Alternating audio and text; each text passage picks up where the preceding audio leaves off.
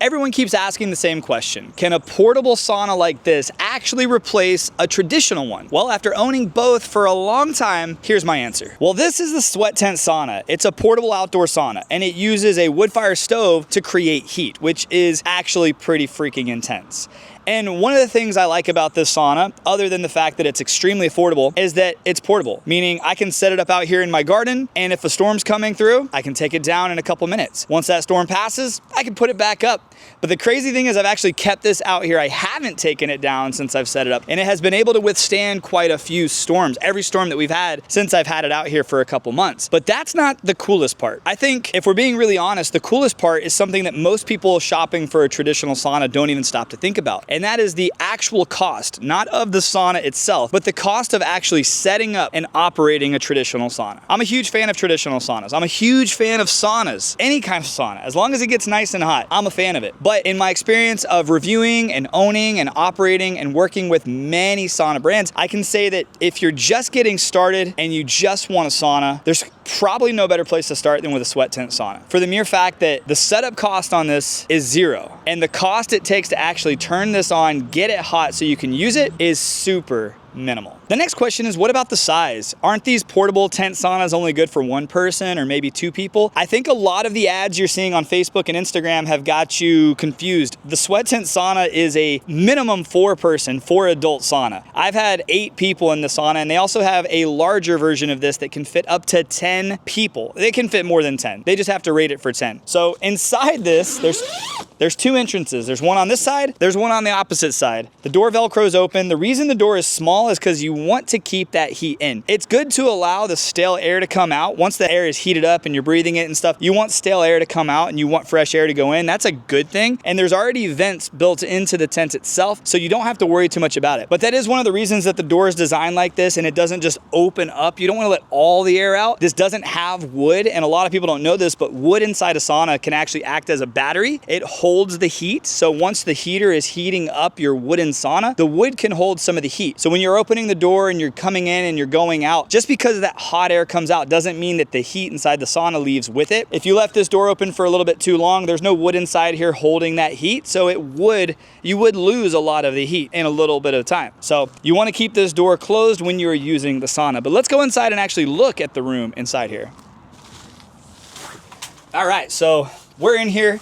I've got 2 benches set up in an L shape, so there's plenty of room. There's plenty of room to walk around and stand. I keep my wood underneath the bench in here. I keep my fire starter, my hats, my bucket, my ladle. Everything is inside here. So it acts as a storage unit for me too, for my sauna accessories that I love to use when I'm using my sauna. I love that I have plenty of visibility out of my sauna. I can look out at the lake. I can watch the kids playing around and having a good time. There's tons of vents built into this, so I'm getting fresh air throughout here. But this sauna has actually more room inside it than pretty much any of my traditional saunas that I have. Meaning if I move these benches out, I could literally do yoga in here. I could bring an assault bike in here. I could do workouts inside here if I wanted to. I'm 6 foot tall, and at the lowest point, my head barely touches the ceiling. Also, if you're wondering about this material, it is a specific material that is designed to withstand temperatures over 300 degrees, and there's no toxins that are going to leach out of this. That's on their website. If you want to check out more information, get more of the facts, I'll have a link that's down in the video description. Takes you right to the website. You can do all your own research there. You can purchase one there if you want to as well. I also have a discount code, saves you some money, supports the channel. Use it if you want to, don't if you don't want to. That doesn't bother me. I just want to make sure that you make the best decision for yourself and get the perfect sauna for yourself without overspending money if you don't really have to. And another thing probably not everyone stops to think about is, because the tent is black on the outside, I mean, I live here in Florida. It's the end of summer right now. My kids just started school back today. I'm kind of sad about that. It is 140 degrees in here right now because it's a black tent in Florida. And it also has a rain guard on the top. Like if you notice, the top of mine has like a little bit of a shiny material. That's a rain guard that comes with it. When you put that on top, for me, I know it's called like a rain guard, a weatherproofer, but to me, it's a weathering proofer. Like it keeps the tent from weathering because the sun can start to bleach anything that you put outside after some time. Even my wooden saunas start to look a little bit different in this color. So having that on top is a big plus, and it's a big bonus, especially if you live somewhere where it's going to rain. But having a black tent in a sauna, the goal is to make the air in here really, really hot. And because it's a black tent, it's starting out really, really hot before you even put wood in the stove. And I want to talk about the wood in the stove for a second here too, because if you're interested in getting a traditional sauna, you know that you basically just press a button, set your temperature, and you turn it on. There is a little bit of learning curve to a wood fire stove that I think sometimes people get a little nervous about. You don't need to be nervous. It's going to be actually easier, but let's talk about that. So let's take a look at the stove down here.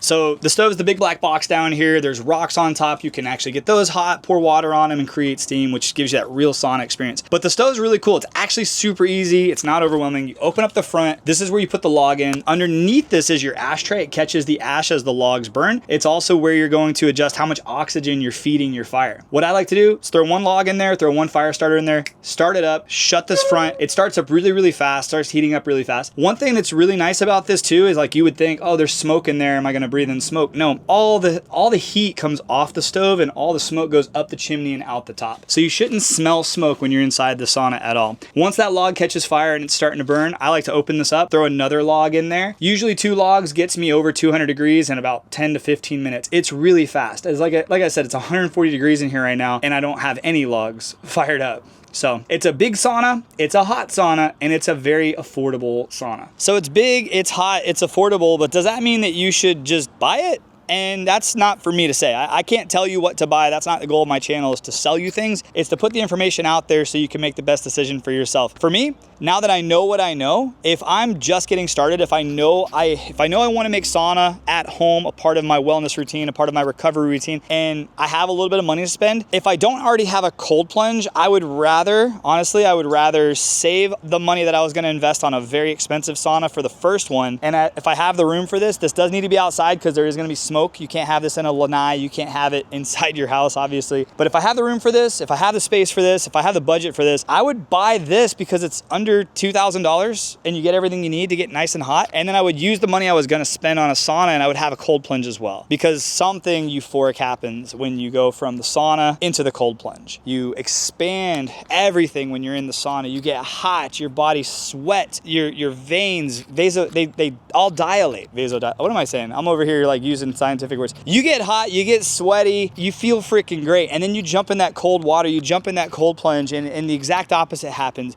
Your body shrinks up. It pulls all of your blood and your fluids into your core to keep your organs safe and hot. And just like that fast euphoric experience, it's something incredible. It's helped me sleep better. It's helped me recover faster. It's helped me live a better life, be a better, more present father for my kids. So I am a massive fan of contrast therapy and I want everybody to experience it. And if that means saving a little bit of money and instead of buying the more expensive saunas right now for your first sauna purchase, I would say this can replace your traditional sauna. It can. Does that mean everybody's going to want to do that? No. Does that mean everyone who has a traditional sauna is going to go sell theirs on Facebook Marketplace and buy a sweat tent sauna? No. I still have my traditional saunas and I still use them on a regular basis. But could it? And the answer is yeah. It gets equally as hot. It has more room. It is also outside. Like, it has great visibility out from inside it. So that's my opinion though. I don't know if that opinion really matters to you. I hope this video is somewhat helpful and kind of shows you that, like, hey, just because you see everybody promoting certain saunas and you want the wooden sauna doesn't mean that's what you have to have. And I think if I had to summarize everything, actually, let's do that. Let's summarize everything. So in summary, can the portable sauna like this actually replace a traditional sauna? I would say it can. I would say that if I was buying my first sauna, I would start with a sweat tent if you can. It's a great starter sauna. You can use them for years. You can pack it up and move with you if you're not at a permanent residence right now, if you're renting and you have a little bit of property, if you have a yard. This is incredible because it's not a permanent structure. You don't have to have HOA approval. I know some people have gotten in trouble from their HOAs, but they set it on the side of their house where everybody sees it. You put it in the backyard,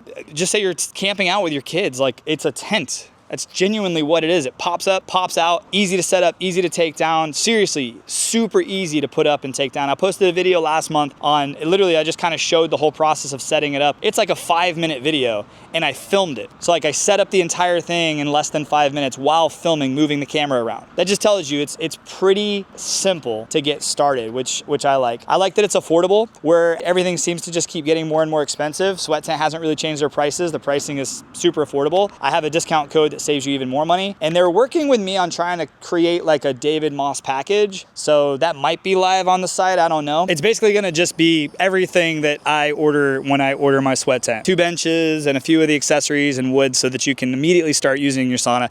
I don't know if that's going to be live, but if it's not, just buy 2 benches and get all the accessories for the sauna. Get the bucket, get the ladle, get the hats, and get some wood. You'll be glad that you did, because you'll get your sauna, you'll set it up, you'll be able to start using it, and it'll be really, really fun. So that's my answer to this question. I hope it helps. I hope it doesn't make it more difficult for you to make that decision. I would get started with a sweat tent. I would get started with this one right here. It's been a lot of fun, and I've really enjoyed it. So if you want to get one, links down below. If you have any questions, any follow-up questions, pop them down in the comments below. I'll see you on the next video. Have a great day, my friends, and God bless.